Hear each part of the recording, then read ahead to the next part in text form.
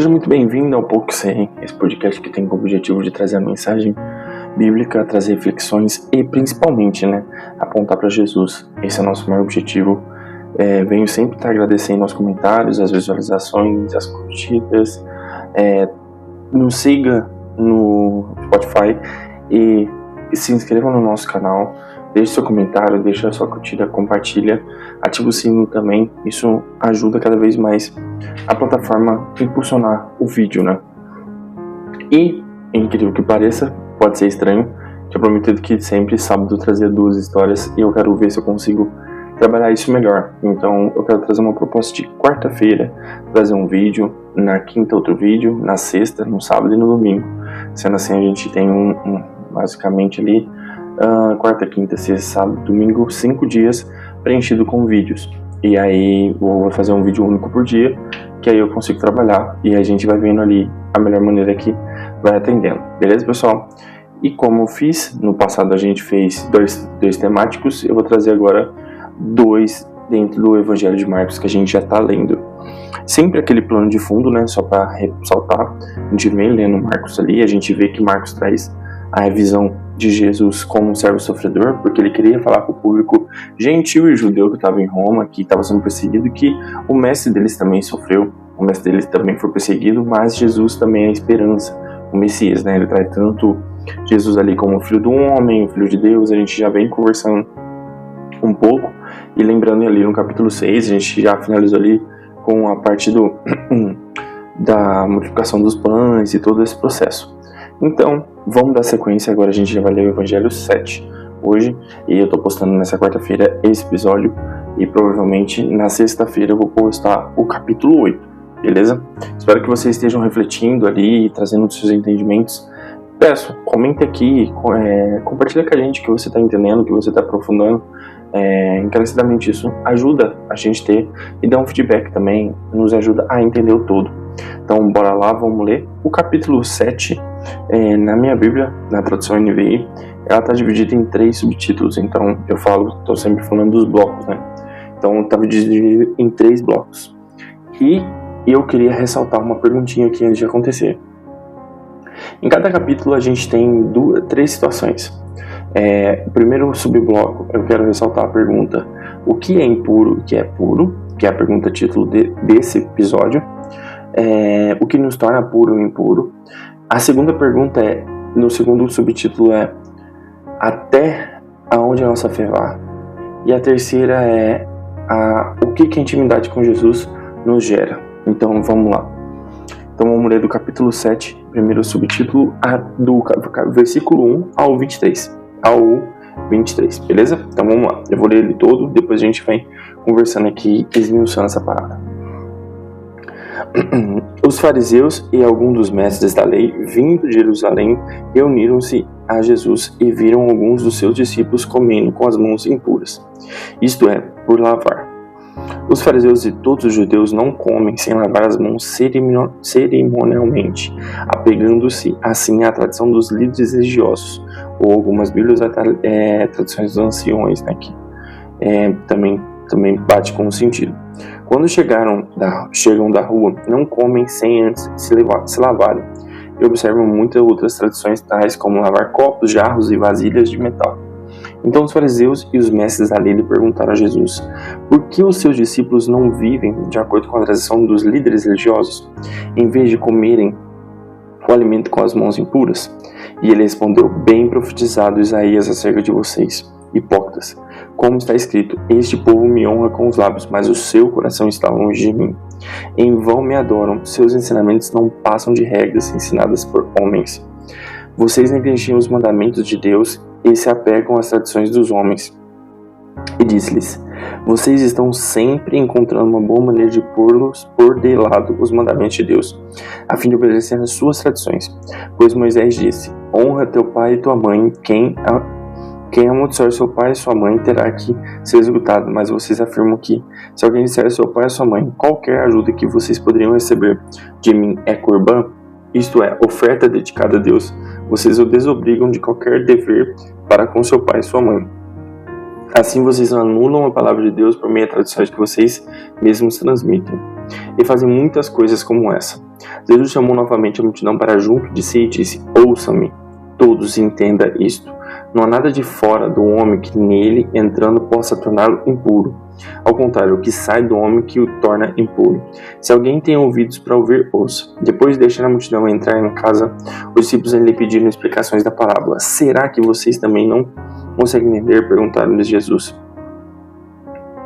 Não percebem que nada que entra do homem pode torná-lo impuro, porque não entra em seu coração, mas em seu estômago, sendo depois eliminado. Ao dizer isso, Jesus declarou puro todos os alimentos. E continuou: o que sai do homem é que o torna impuro, pois no interior do coração dos homens vêm os maus pensamentos, as imoralidades sexuais, os roubos, os homicídios, os adultérios, as cobiças, as maldades, o engano, a devassidão, a inveja, a calúnia, a arrogante, a insensatez. Todos esses males vêm de dentro do homem e o tornam impuro. Bom, vamos lá. Aqui tem algo muitíssimo forte e muito complicado que acontece nos dias de hoje, que às vezes a gente não percebe.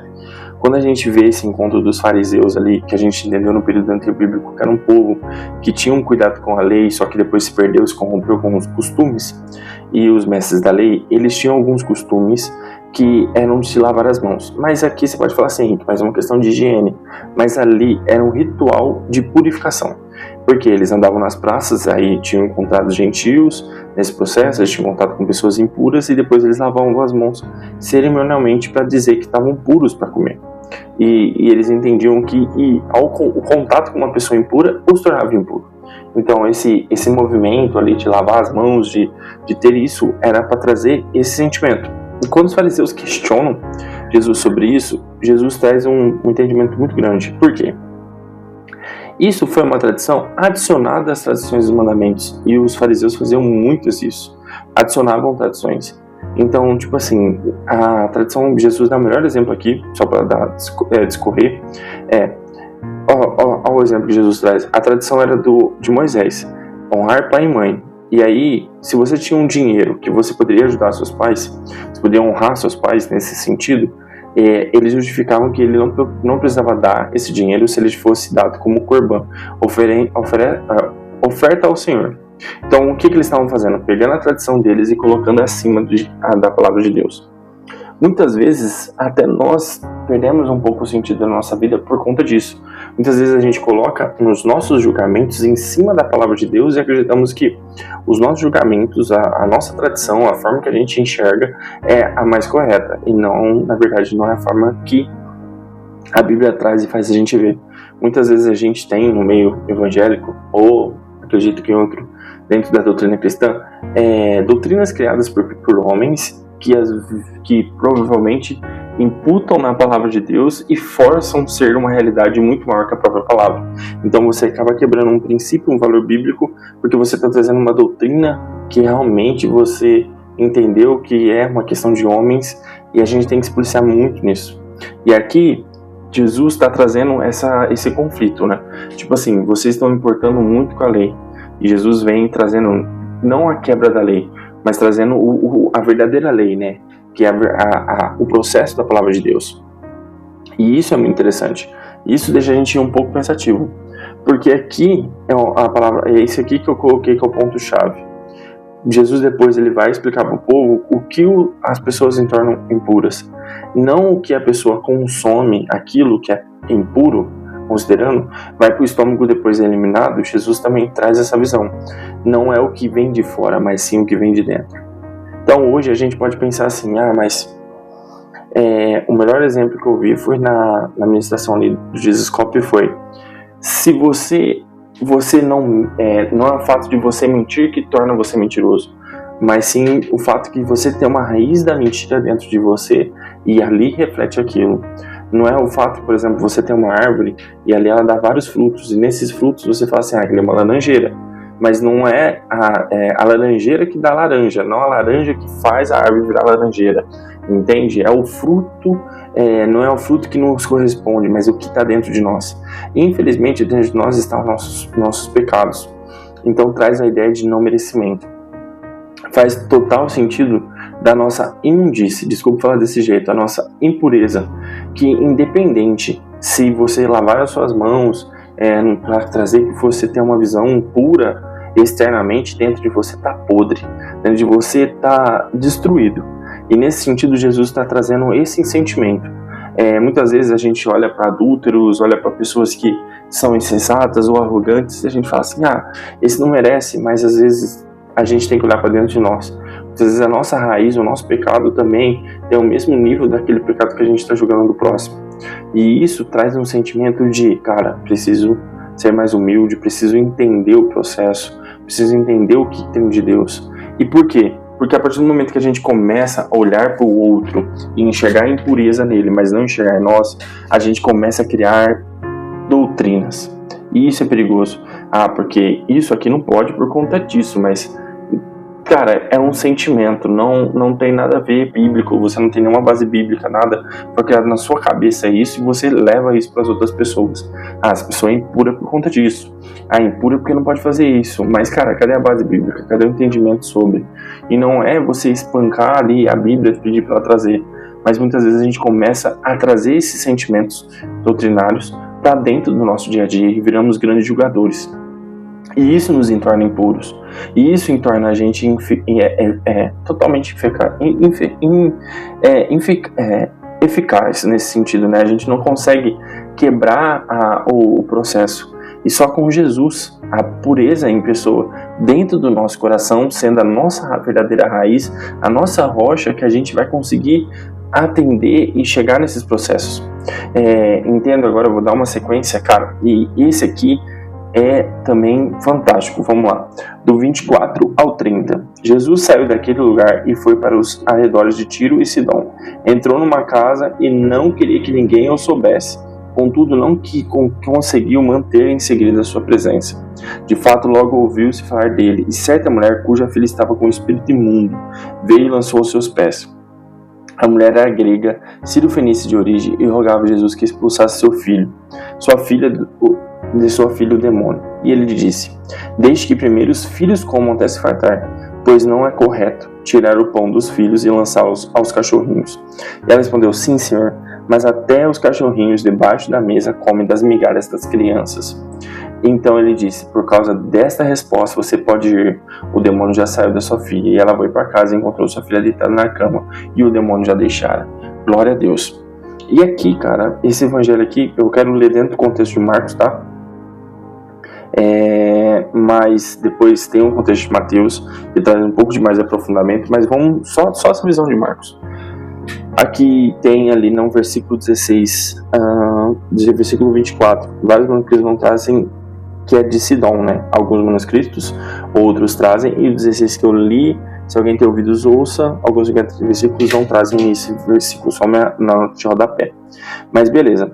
Aqui que eu acho interessante, e esse ponto olha que uma fé faz. Essa mulher sírio-fenícia, ela é uma gentílica. E a partir do momento que ela tem Jesus ali perto dela, que Jesus tem aquela ideia do segredo messiânico, que a gente vai ver ali no próximo bloquinho ali, um segredo messiânico acontecendo, ela se joga aos pés de Jesus, implorando pela vida da filha. Ela implora por essa vida dessa menina. E ali a gente tem uma resposta um pouco diferente, né?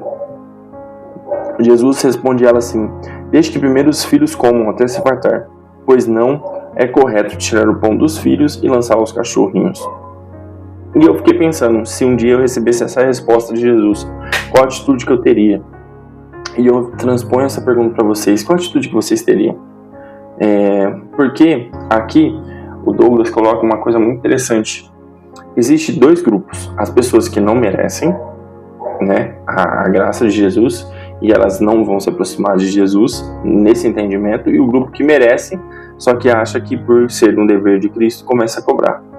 E aqui essa Ciro, essa mulher, ela mostra muita visão gentílica, porque Jesus inicialmente ele veio só para o povo de Israel, o povo judeu. Então, tipo assim, era uma ideia que Jesus queria dar um choque cultural.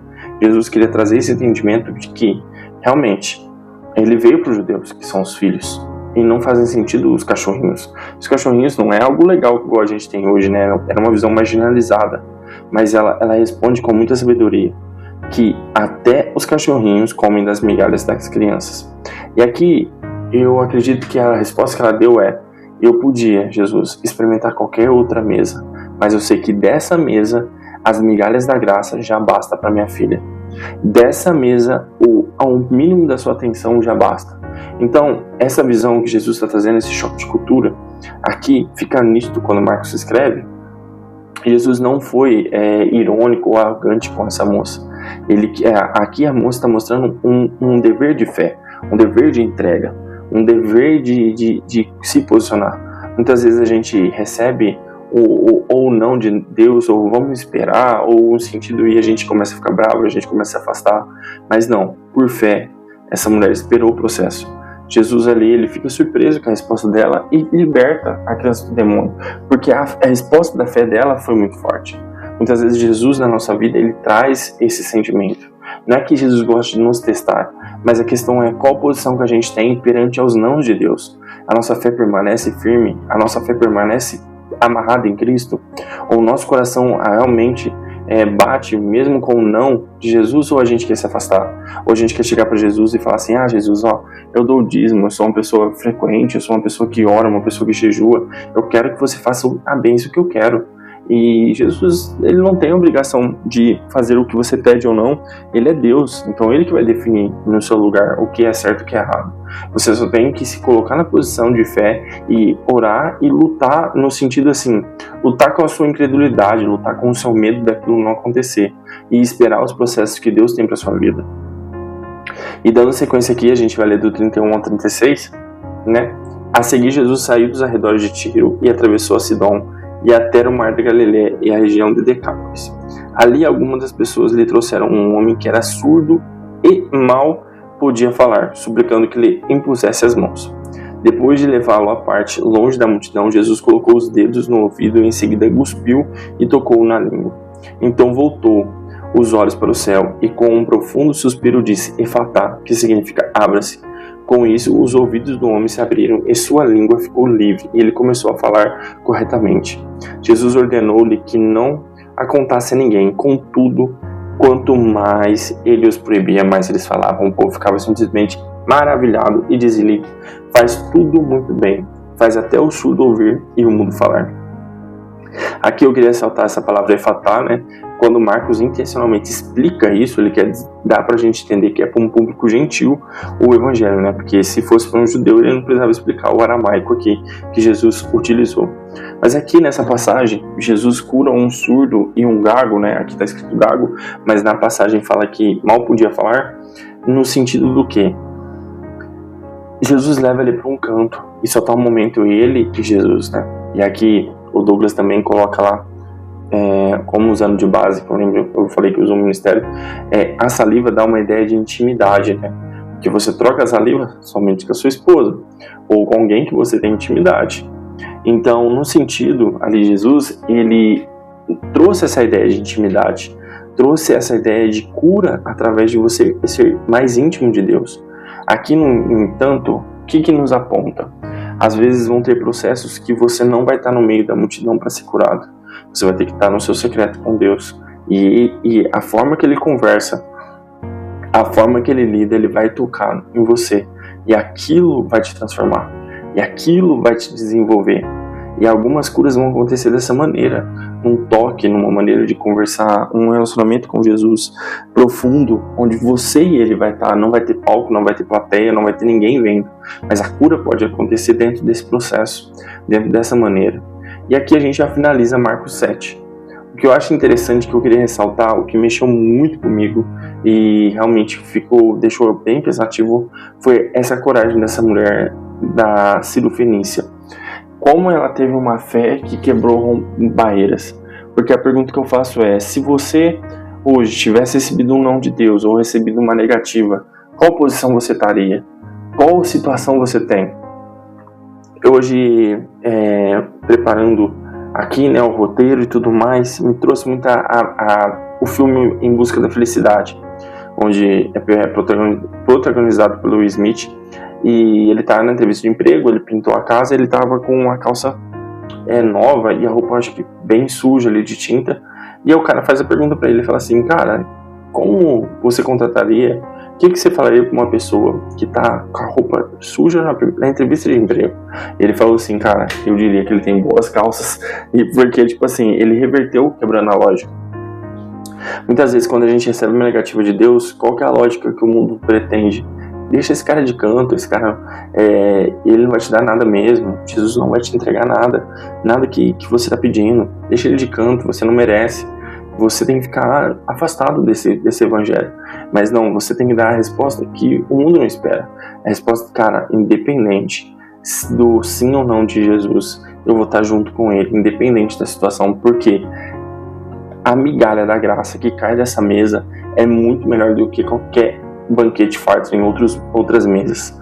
Eu quero a migalha, que pode ser a mínima coisa, mas eu prefiro viver esse evangelho da maneira que está ali, do que realmente viver esse evangelho longe dele, né, de certa maneira, ser o exemplo ruim. Então, eu espero que esse evangelho de Marcos tenha mexido muito contigo, como mexeu muito comigo, e que você seja muito abençoado com esse podcast. E lembrando, compartilha, comenta, curta, se inscreva no canal, ativa o sininho, se estiver ouvindo no Spotify, nos siga, coloque comentários, isso nos ajuda cada vez mais a se desenvolver. O objetivo é cada vez mais evoluir com o podcast, cada vez mais trazer mais reflexão bíblica, cada vez mais trazer um pouco que a gente sabe.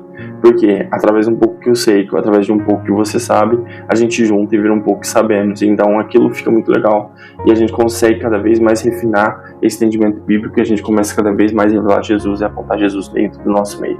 Obrigado, muito obrigado pelo podcast, muito obrigado por nos ouvir. Deus abençoe e amém!